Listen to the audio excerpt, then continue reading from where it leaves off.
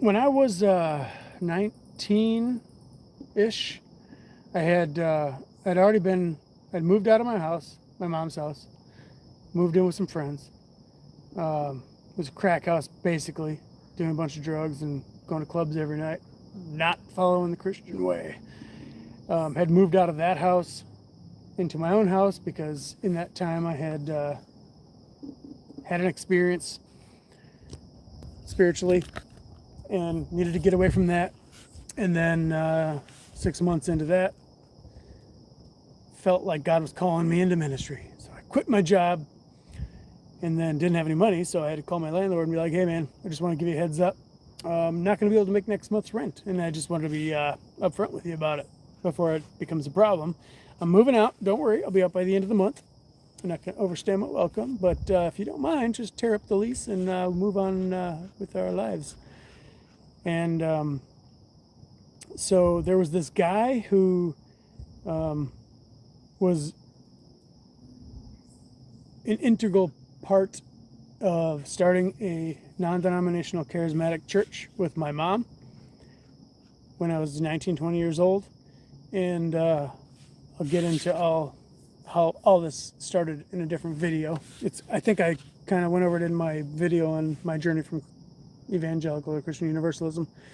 But anyway, I called him up. I didn't really know him at the time, but I knew he was a neighbor of mine from growing up, and I thought, who knows? Maybe he's got a room for rent. He's a single guy, and he's always lived alone, and he's got a 3-bedroom house. Called him up, and sure enough, he's like, hey, man, yeah, I got a room for you. $200 a month. I'm like, well, when can I come? I can't pass that up. And he gave me the master bedroom to the house. It was nothing special, a little 3-bed, 1-bath house with an unfinished basement in Eagan, Minnesota. But moved in with him, and then after a few months of living with him, I was getting really heavy into my Christian spiritual walk. This is long before my universal awakening, epiphany experience. Sorry, I have ears in and they're sound canceling, so I can't really hear what's going on around me. So I'm like, if I actually hear something, I'm like, oh, is there someone walking up the sidewalk? Anyway, he invited me into his house, and he was a Christian firebrand. This guy was a special breed. Credit to him, he was just passionate about the faith, and, very spiritual. Like literally every day he was self-employed. He mowed lawns for a living, made enough money to pay his bills, and was very much a recluse. And anyway, I moved in with this guy, and being his roommate, I went from living in the crack house and drugs and parties and clubs every single night to my own townhome where I went from having parties every single night at my own house to being completely alone in my own house and reading the Bible and worshiping and praying every single night. It was like this weird 6-month transition as I cleaned myself up, as I was spiritually convicted, to living in his house where this guy would be in a different church 7 nights a week, 7 days, 7 nights. That was his life. And I was, I had no social life. I gave up all my social life as I got baptized in the Holy Ghost and moved into this Christian lifestyle. Anyway, so not to make this whole video about that, after I want to say maybe 6 months of living with him, so I had definitely grown comfortable living with him, he got a phone call from a telemarketer.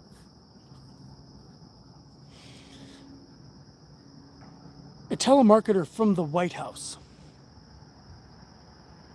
asking him for money for the RNC. I didn't know the White House had telemarketers, but they do. and they're very specific. They are for people, they literally,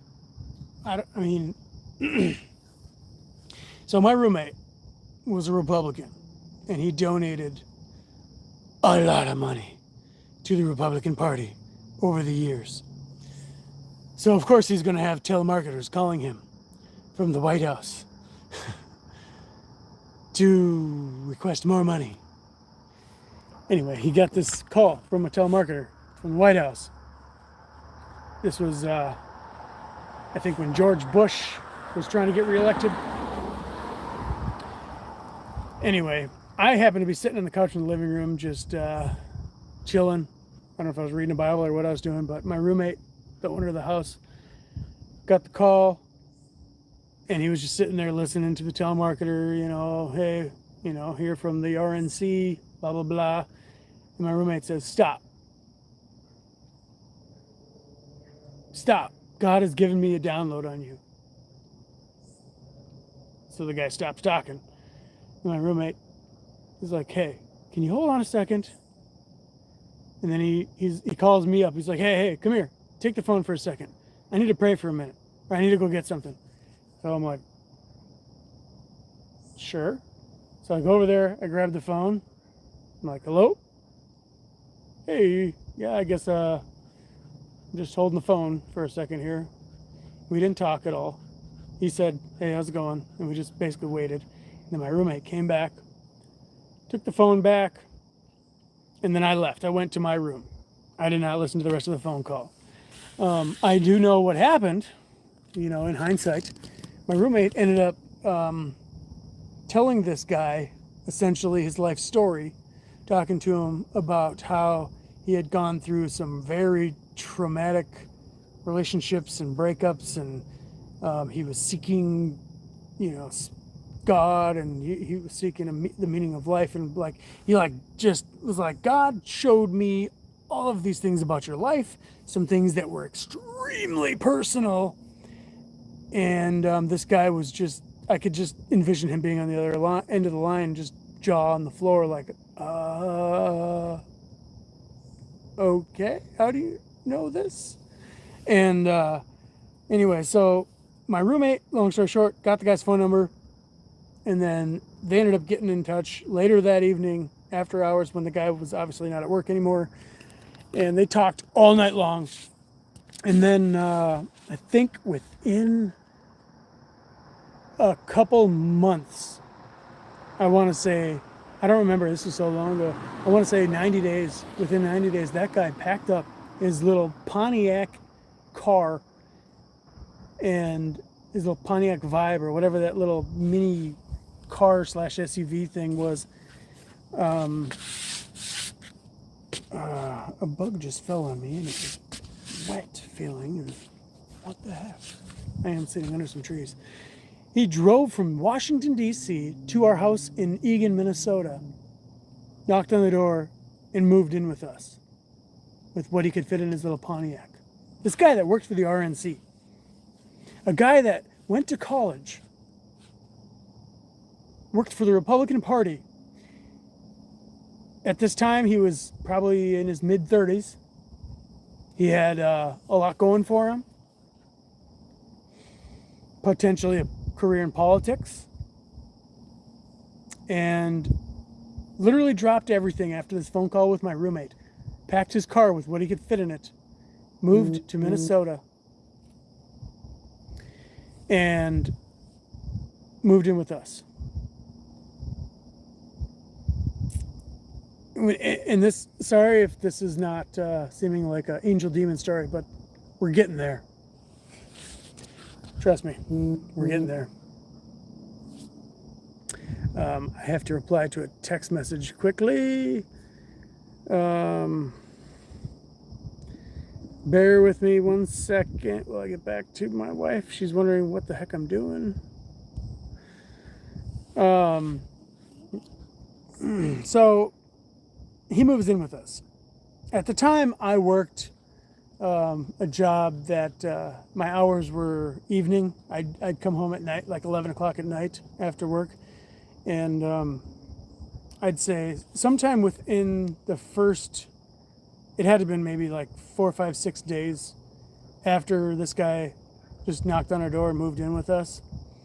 So there's 3 guys living in this house, all roommates. My roommate and I were very charismatic individuals, you know. Our main church was an African church, literally like Kenyan missionaries to the United States started a church here, and they were extremely spiritual. Everything was heavy worship, demonic casting out, and the worship time, worshiping Jesus, like was before the sermon was 3 to 4 or 5 hours. We'd be laying on the floor, just knocked out, you know, in the love of God. And like, if you've experienced that charismatic church life, you know what I'm talking about. But definitely not a super common flavor of Christianity, but very intense, very real power of God, experiencing legit healings, and, you know, demons cast out, and dead resurrections every day. It was normal. That was normal life. Anyway, so this guy, which goes to, you know, explain like how my roommate had got all these downloads for telemarketer. You know, this was normal everyday life for us. Anyway, I was only 6 months into this personally as a 19-year-old, almost 20. But for me, even being 6 months into it, I was fully I was in the ocean. I was all in. Anyway, so 4, 5, 6 days after he moved in, I hadn't really gotten to meet the guy formally, talk to him at all, because I had such a busy life between, like, I literally would sleep. I would be at some kind of a church service, whether I was playing in the worship team or just being in the service or being at work till 10, 11 o'clock at night, and then coming home and sleeping again. I didn't really have a chance to meet the guy at all, formally or informally. Like, literally the day he moved in was like, hey, how you doing? I'm me. Who are you? You know, that was basically it. So anyway, finally, I get home from work one night, 4, 5, 6 days after he moved in, and my roommate and him are sitting on the couch in the living room, and I walk in. I'm ready to just go in and collapse to bed. I walk between them, you know, one's in a chair, one's on the couch. They're just talking. I walk to my room, and then I walk in there. I'm like, I'm ready for bed.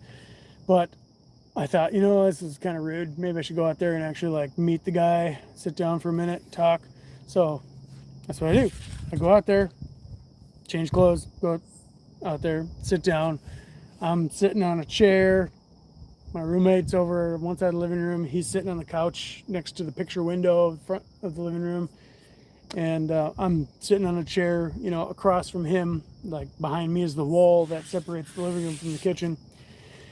And we're just talking, you know, just small talk, you know, hey, you know, how you doing? Where you from?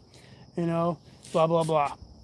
And as we started getting to talking, you know, like, this is kind of cool for me. You know, I'm a kid. He worked in the White House. And then I asked him about conspiracy theories. You know, I wasn't big into conspiracy theories, but I just happened, you know, to connect the dots. Like, I remember a couple of years prior, my mom had brought up something about the Philadelphia Project, where they experimented time travel, you know, with 0-point energy or whatever. I don't know if that's exactly what it was, or if they're two separate things, but we're talking. I'm like, hey man, so you worked in the White House, so you know, like, secrets and stuff, right? You know, the government secrets. My mom told me about this thing. You know, there's this military experiment where they were on this ship, and they, like, fired up all these generators, and then they, like, time traveled to the 80s, and, like, a bunch of guys died, and then one guy made it back, and all of a sudden he, like, interrupts me.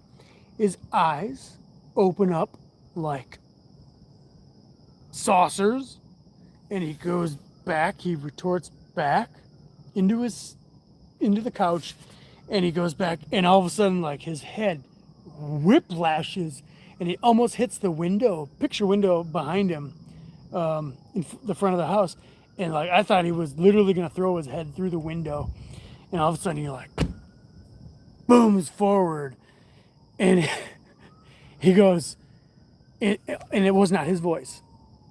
The floor shook as he spoke. The house vibrated as if there was an earthquake happening. Believe me or not, I do not care. I'm telling you what happened. All of a sudden, this low, demonic, almost like there were three beings speaking simultaneously, but you couldn't quite tell if there was more than one. It was just otherworldly, low, deep, earth-shaking voice. He talks. He says, "You have no idea what you're getting yourself into." And all of a sudden he like whiplashes out of it and almost breaks the window again with his head. And then he's all of a sudden he goes white as a ghost, looks over at my roommate, looks at me, and he's like, "What just happened?" And he literally, it's like he snapped out of a trance or something. He didn't know what happened. And then I look over at my roommate and like, he looks at me and we're all wide-eyed. I look at my roommate, he looks at me and he goes, or I don't remember who said it, me or him. I think I said it. I said, "We got to pray." So then we started praying.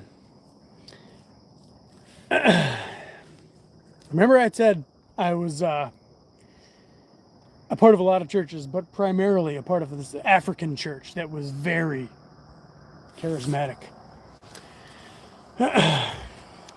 I get up out of my chair. I stand up. My roommate, he's sitting in his chair. He's a very contemplative kind of prayer. And he's praying. I don't know if he's praying out loud or praying in his head. But I am a little 19-year-old firebrand. And I'm not a people pleaser. I don't care what people think. So I was not thinking about like what anybody else thought. I got up and I got in my zone and just out loud I started just pacing back and forth, speaking in tongues, getting into like that warrior Viking, like only but a Christian warrior. I wasn't speaking English at all.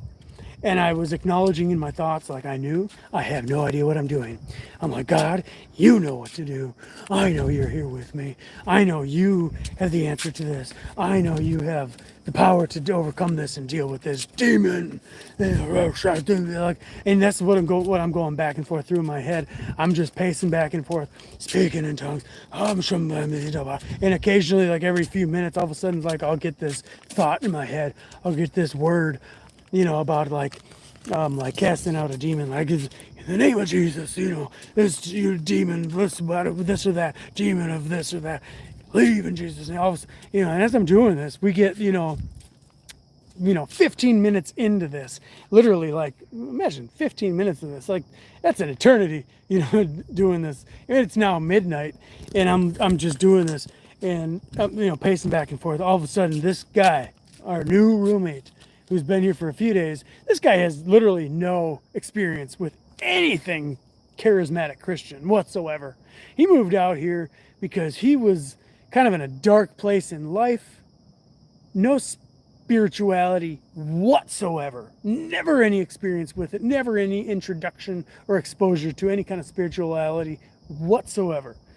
Very black and white, plain, secular, he was blood Jew, but a Messianic Jew. So at some point in his life, he had been approached by a Messianic Jew, introduced to the Christian version of Judaism, and that's what he was. But he was definitely not super religious, but he was kind of I don't know, if I had to, looking back on it, I'd say, he was kind of a depressed / seeking the meaning of life kind of guy, just not happy with life, and had gone through a really just bad relationship, breakup,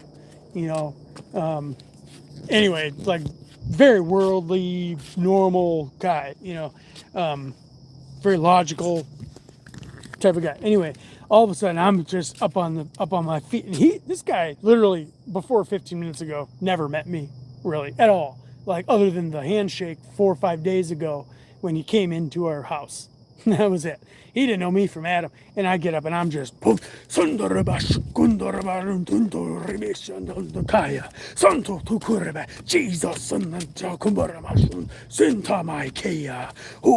devil, we rebuke you.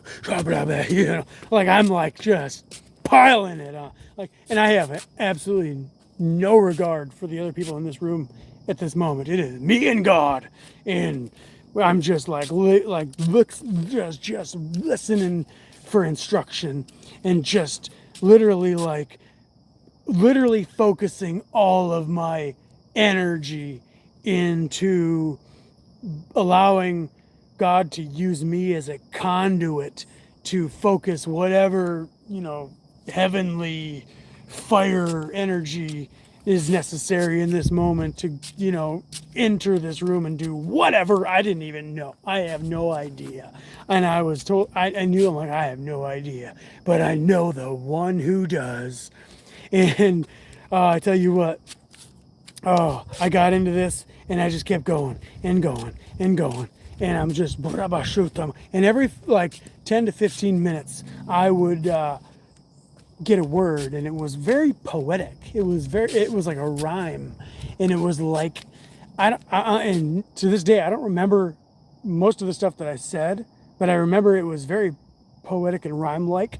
And all of a sudden, like this guy, he was all of a sudden face down on the living room floor on this 1970s looking shag, brown, rusty colored. It was in good condition, but it was like 70s style living room floor, carpet, just writhing and like just travailing. He did not know what was going on with him at all. And I didn't know what was going on either, but I knew the one who did.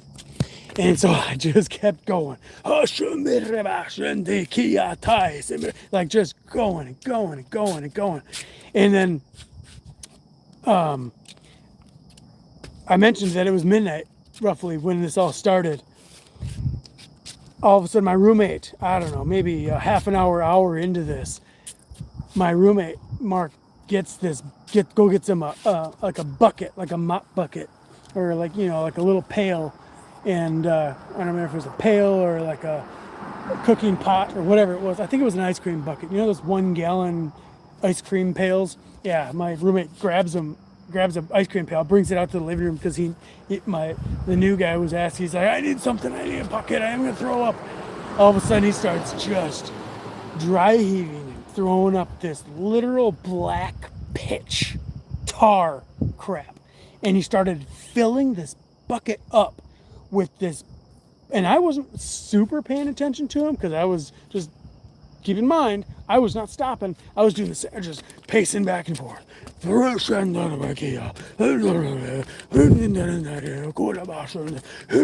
I was totally tranced out in this mode, just stomping back and forth. I wasn't touching him. I wasn't talking to him. I wasn't telling him to do anything. I wasn't speaking to the demons. I wasn't doing at this point, I was not trained in any Christian modalities or methods of dealing with any of this. I didn't know what to do. All I knew is I had been baptized in the Holy Ghost in an African church, and I knew how to speak in tongues, and it was coming through me as naturally as breathing air, and that's all I knew. And I just knew the one who knew what needed to be done. So I was just like I'm not a Viking by blood, but the inner Viking came out of me, and anyway, so my roommate gets him this bucket, and he is just vomiting this black, literally like molasses, tar, pitch stuff into he's got this thing half full, this bucket, and he's just writhing on the floor. And throughout the course of the night, my roommate, he's sitting on his chair, And like I said, he's this meditative, contemplative, quiet kind of guy. And he's just sitting there. I'm 19, 20 years old. He's in his 40s. And he's just sitting there this whole night just...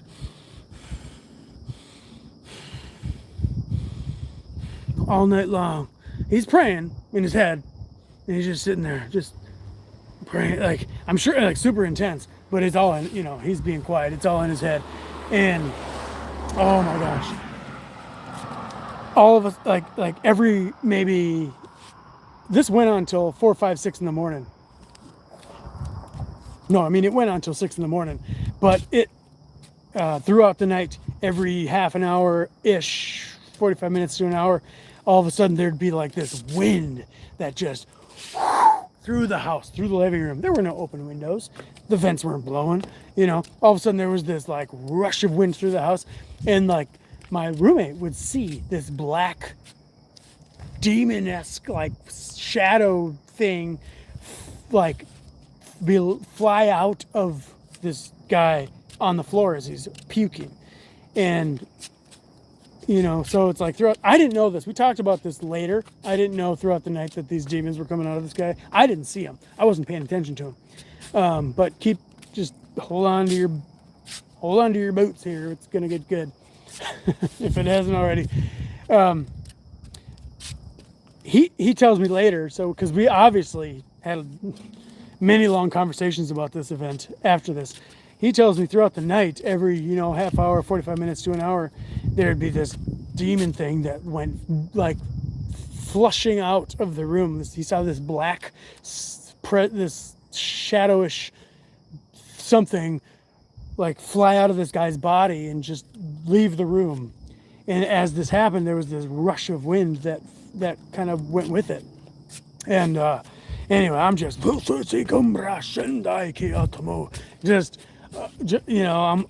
didn't know what the heck I was doing.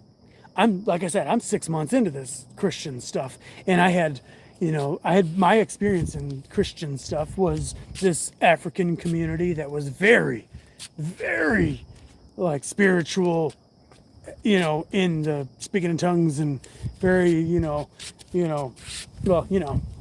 where I'm going with this. But anyway, so I'm back and forth all night long. So then all of a sudden I get this thought in my head. It had to have been, I don't know what sunrise was that time of year. It had to have been maybe 5:30 in the morning. But right before that time, and I had no idea what time it was. I didn't know how long we were going. I didn't know if we were an hour in or 7 hours in.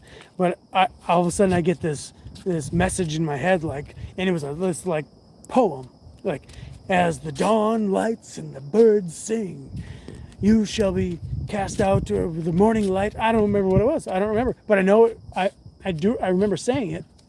I think I wrote it down somewhere, but I'll have to look it up and find it again. But it was like basically saying that like the last demon and the strong man will, be cast out or overtaken or defeated or something or whatever. Anyway, this guy, he's laying on the floor an hour, 2 hours, 3 hours in. At some point, he asks, he's like, somebody, as he's throwing up into this bucket, this black crap. He asks for a Bible and he opens up to a Psalm or something. He's like, this guy's just looking for, he's on the floor just bouncing and writhing, and he had no idea what was going on. I didn't know what was going on. Basically for me, it was like nobody gave me instructions, but I was basically like acting like I'm following instructions because I knew the one who had the instructions, and I'm just stomping back and forth, just back and forth, pacing back and forth in the living room. Every once in a while, I would glance over and see this guy on the floor, and I'm like, just waiting on God to do something, because we weren't stopping until he overcame, until this was all over, or something happened.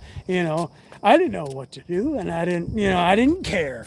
This is, all of eternity is right now, and this is what's happening. Just just going.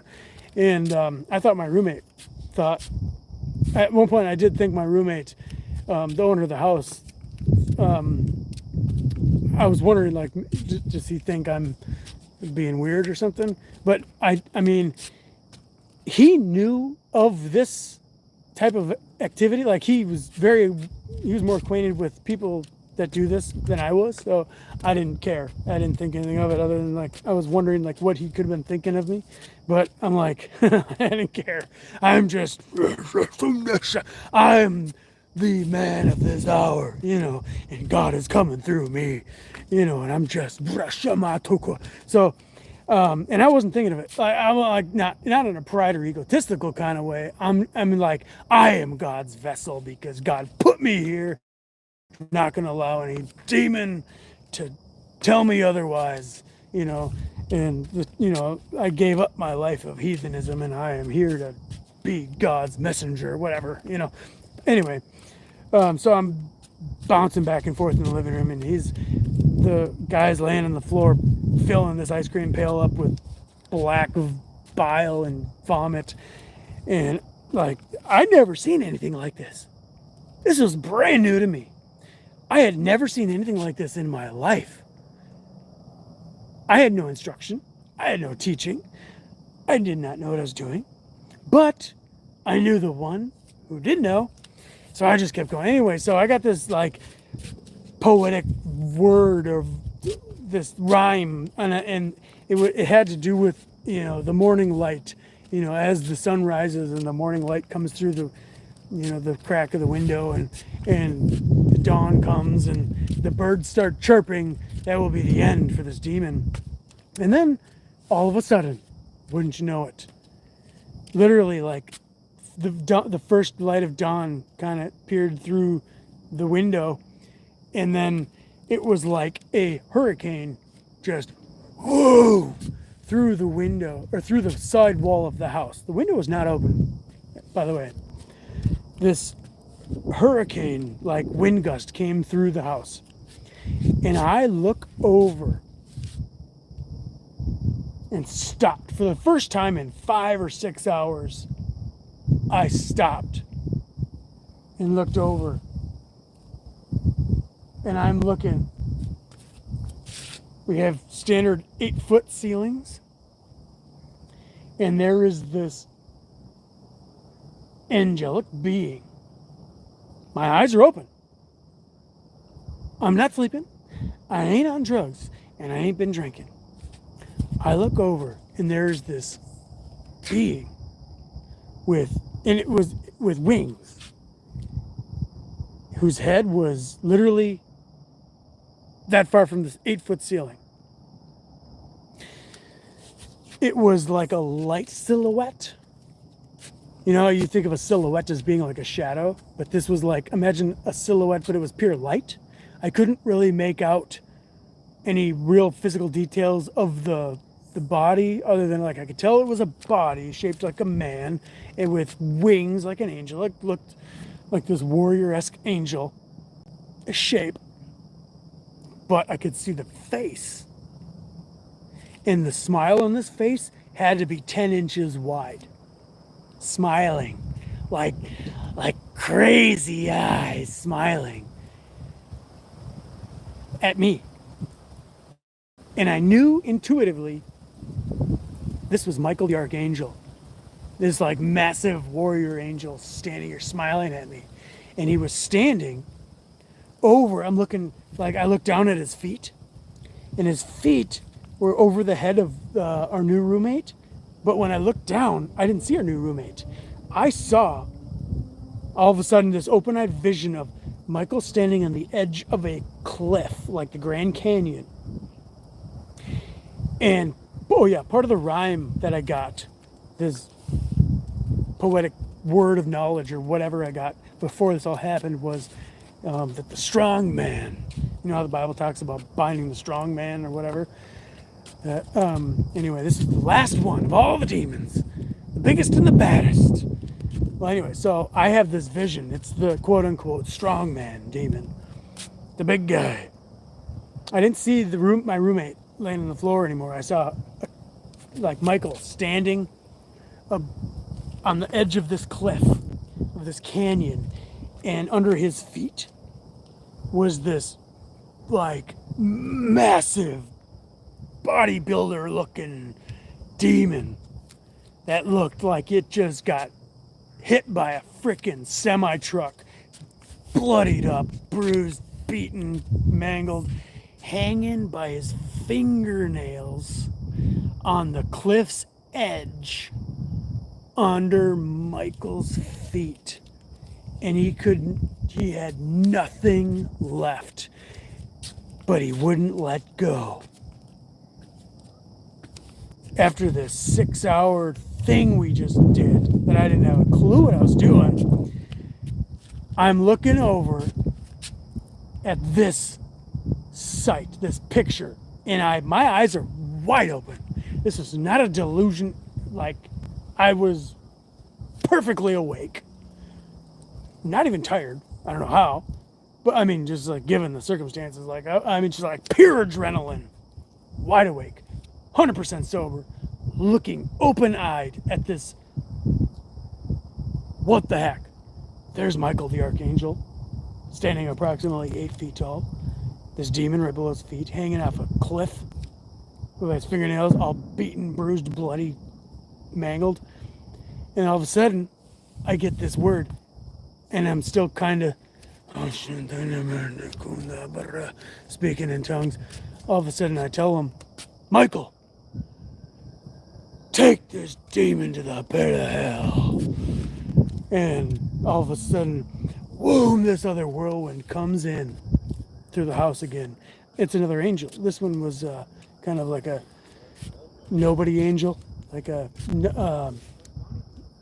just a helper, you know, nobody significant. Comes in the room. All of a sudden, you know, I look back again, and I see there's this other helper angel in Michael, and they have this stretcher, like imagine like a World War II, you know, stretcher, you know, for taking bodies off the battlefield. They pile this demon thing up on this stretcher, and all of a sudden, in an instant, it was like they were out. Just this like blast of wind flew through the house, and then, just as the word that I got in that little poetic thing that I said out loud before the dawn came shining through the window, they were gone. And all of a sudden, the entire house filled with this freaking peace that passed understanding. Everything got so calm and relaxed, and everybody in the room was like, whew. And all of a sudden, like some sunshine from the sunrise was coming through the windows. We started hearing the birds chirp outside, which was one of the things that I said, like as when the dawn comes, the birds chirp or whatever. Birds started chirping, and the house filled with this peace. The guy laying on the floor, half full ice cream pail full of literally black tar. He's laying there like, all of a sudden, for the first time in 6 hours, he's relaxed. And my roommate and I look at each other like, what the hell just happened? And then that was it. We went and we helped him up off the floor real slow, like he just got hit by a truck. And he looks at us both like a ghost just smacked him across the face. And he's like, I think I need to go to bed. Thanks, guys. And then he goes downstairs to his room, and my roommate and I are like, I think we should go to bed. That was it. We went to bed, and there was a lot of discussion that followed this event, believe me. But that was probably the most intense experience of my life.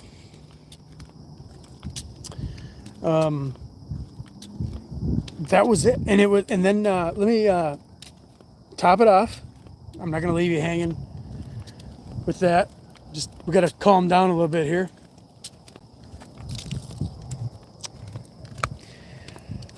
So the next day, I had there was a youth meeting at my pastor's house where all like the kids from church.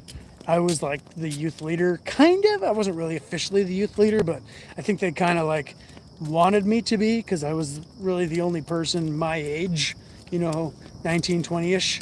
Everybody else was either like 30s, 40s with kids, and then the kids they had were all like little, like ages from baby to like maybe 10 years old, so it was kind of like almost like, I don't know, it was a really small little church, and so it was kind of like I was maybe supposed to start stepping into that role by default, being the only like kid my age, and I was super into the church. I was there every single freaking day of the week.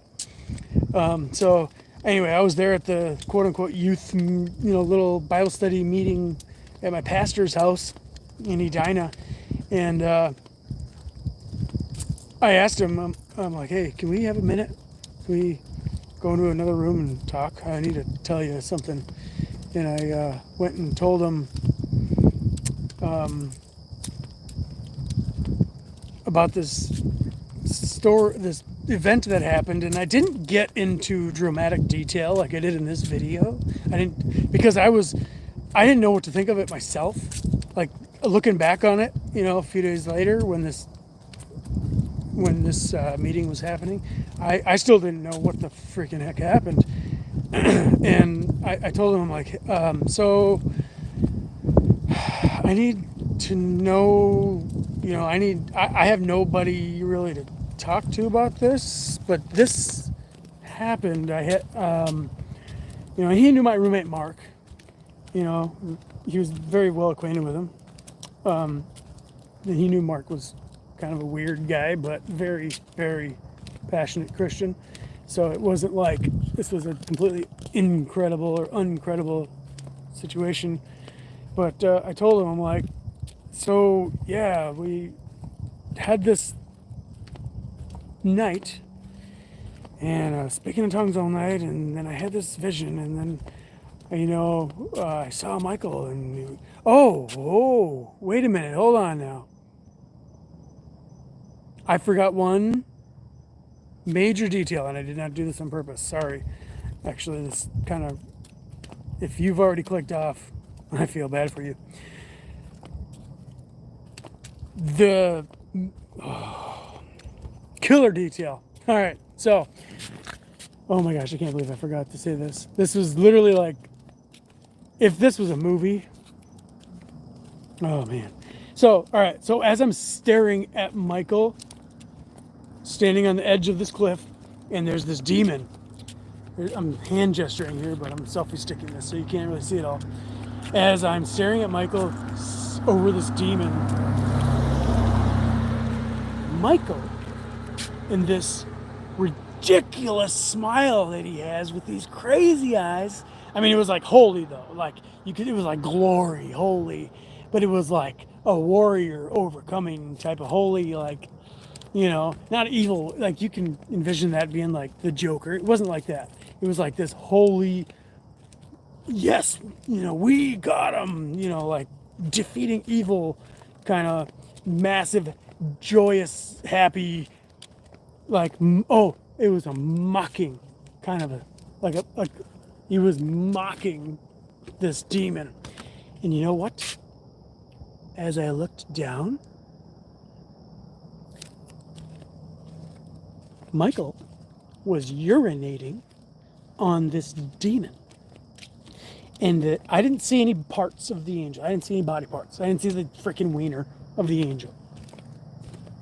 But I saw the stream of this, like, radioactive, illuminated, like I said, the silhouette of this angel was, it was all like this. If you act like, I'm surprised my eyes didn't fry how bright this was. It was literally like, listen to an NDE or talk about how like the light of that they saw in heaven or whatever dimension they're in. They talk about how there's no way with the natural eyes you could see this light and not be like fried. Well, this thing was that bright. That's the kind of luminosity or illumination or light that thing was giving off. And I saw this bright green, radioactive looking, I say radioactive because I don't really have another name or definition for the color of the green. There's really no description for this particular, like it's very vivid and fluorescent green stream. He's urinating on the head of this freaking demon. And I saw this. My eyes were open. And I was sober. I was not doing any kind of drugs or alcohol at this time in my life at all. I was 100% clean. I had been clean for close to a year at that point. And I was still like, I was like 19, 20. You know, I hadn't, like, I had a couple of years as a teenager where I had run around, did some drugs and partied and stuff like that. But I was never really super, you know, I was never like a meth head or a heroin addict or any like super hardcore drug user or anything like that. You know, yeah, I smoked weed and did drugs and drank and stuff like that and partied, but nothing ever really super hardcore. But, you know, all that aside, like regardless of any of that, at this point in time, my day-to-day lifestyle involved absolutely zero substances. I was 100% sober. 100%. The only thing I was on was adrenaline from that entire night of what happened. And this was a 100% spiritual experience, but it was wide-eyed. This reality, like I'm looking at you, you're looking at me, but in the, you know, in my living room. This was literally in my living room. This wasn't some like transparent, ghostly, smoky, foggy, maybe it was real, you know, kind of, no, it was right there. And I was sitting there like, I was just, okay, this was my introduction to Christianity. And for the next 5 years, I don't know.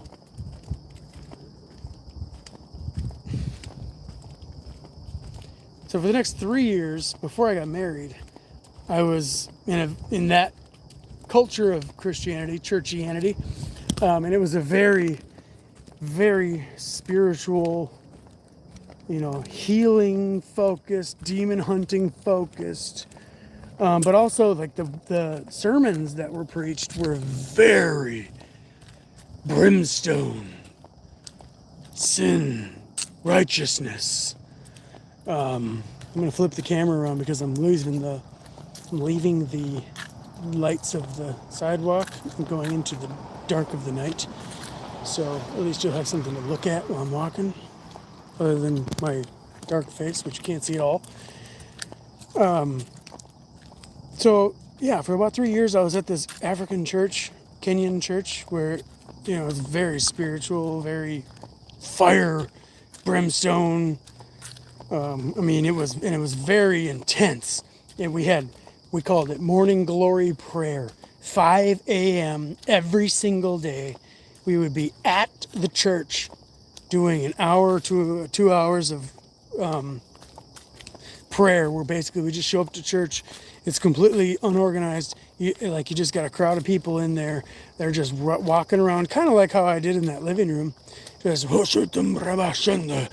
praying. You're getting into your meditation, and it's really intense. And you go into your own little zone, but you're there with the church as a community, and you're doing this every single day.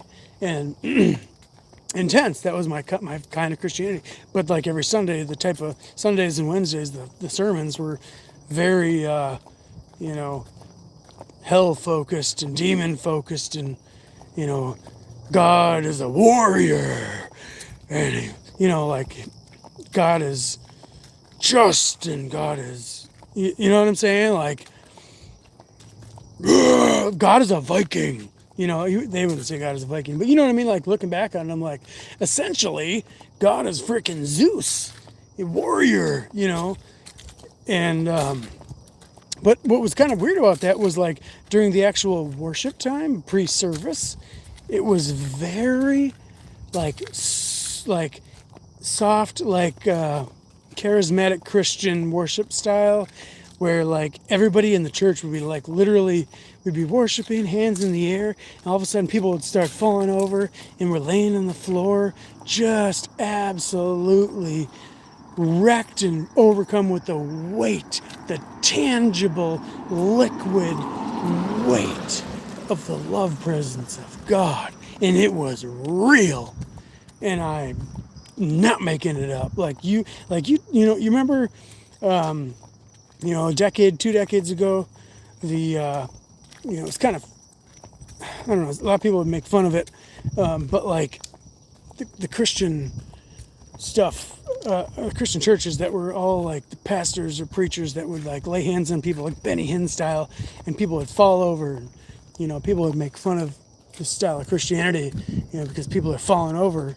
And like, well, anyway, this was, you know, our style of Christianity, you know, people would go up, get prayed for, and fall over. But like, people were falling over for real. Not because they were being pushed. A lot of times they weren't even touched, but they were literally falling, like going out cold under the power of God, receiving this glorious, like, love presence, enraptured type, you know, experience. You know, they'd get prayed for, and it was extremely intense and very real. As an outsider, it could very much look like a freaking cult, but it was extremely real.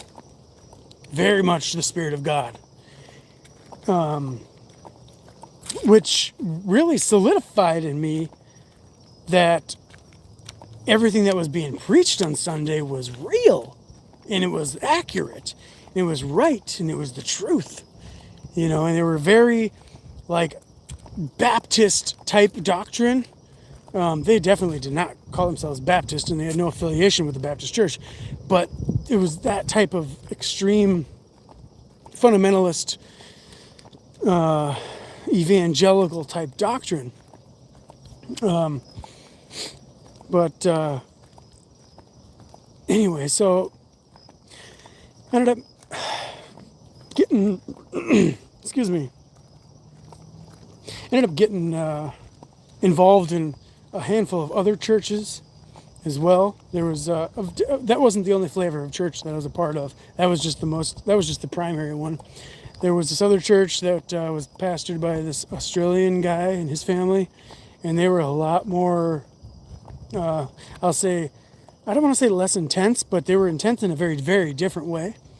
It was much more like fatherly, soft, you know, like very charismatic. People, you know, get prayed for and fall over, but it was definitely not that, you know, East African, intense warrior, you know, type of stuff that I was, you know, normal with. But I became a band member in that church, that Australian guy's church, for a little while, and there was a couple other churches that I played guitar for, and I had a affiliation with a lot of churches. But yeah, so. Oh my gosh, that experience kind of just, I don't know, what do you do with that, you know? I haven't had any other experiences like that in my life. I've had a lot of experiences, but nothing like that one, you know? And then ended up meeting my wife. We got married, and I obviously got a little bit less and less, or a lot of it less and less, focused on going to church 7 days a week. You know, I was definitely stayed in it, but backed out of it, you know, to, you know, work and focus on a relationship. And then we started having kids, and all of a sudden one day, sitting in my truck, had an epiphany moment that I was not trying to go for. I wasn't like, I wasn't in a existential crisis mode or anything like that. Like, I was just, sitting in my truck getting ready for work. I just got out of the gym. It was about 6 in the morning. Lifetime Fitness parking lot in Minnesota. And all of a sudden, boom, scales fell off. Had my little epiphany. Not going to get into it here. This video is running super duper long. But yeah, that was my massive experience. I've had other experiences with demons and angels and things before and after that. I've had a couple of very intense dreams. My wife has had some very intense dreams where when we first got married. So where I'm going with this. I'm kind of saying I'll get into some of these things in future videos. But yeah, my wife's had some dreams like early in our marriage when she wasn't really familiar with the book of Revelation. She basically had like when she goes into dreamland, when she sleeps, she's completely awake. She wakes up tired because of how real her dreams are. She's more alive and awake in her dreams than she is when she's awake in this 3D. And in our early marriage, that was a challenge for us. And, she's a completely normal human being in this reality. And she had no exposure to the charismatic type of Christianity that I came from before we met. She was raised a Baptist and had like no exposure to tongues and healings and raising your hands in church during worship and any of that stuff. She had no exposure to the spirituality side. She had a very pure and genuine faith. But, yeah, when we got married, her dreams, we'd wake up in the morning and she would just be traumatized. She would tell me like what happened in her dreams. I'm like, oh, you gotta be freaking kidding me. That's like Revelations chapter this or that. And she's like, what are you talking about? And I go grab a Bible and we were like sitting there reading it. And she's like, you gotta be kidding me. I literally just lived that. And, like it's pretty intense. And, then, beyond that, like she'd dream other things that were not necessarily the book of Revelation, but similar types of things like end of the world type of scenarios that are just like she didn't know when she woke up which reality was real, her, the one she just came from or the one she's in now. And which leads me to something. I don't know how I can transition this. The rapture. Do you know how that was, quote unquote, invented? There was this girl in the 1800s, in 1825-ish, Margaret MacDonald. She had dreams like this. And the Bible translator John Nelson Darby in Scotland had an affiliation with this girl. I don't know if it was family or they were just fellow church members or whatever, or she was a member of his church. He was a pastor or something like that. She told him about this dream, and he took it and ran with it.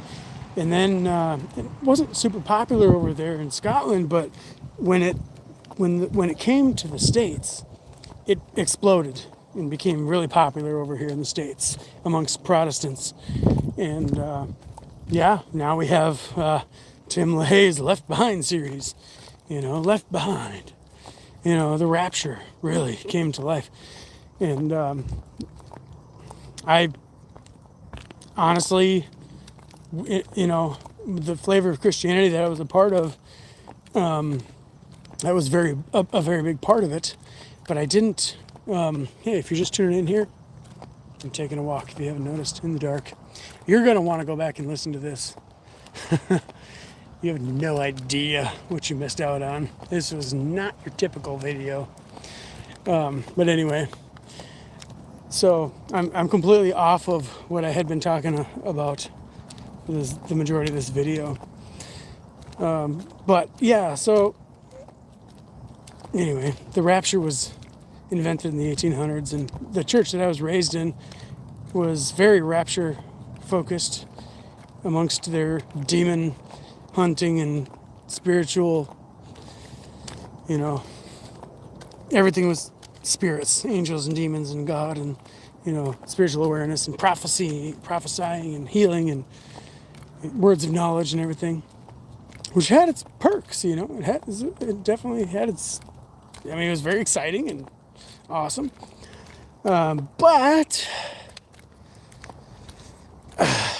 all that said, even though it was very, very real, the dogma and the doctrine, I will say, God loves us despite our silly ideas.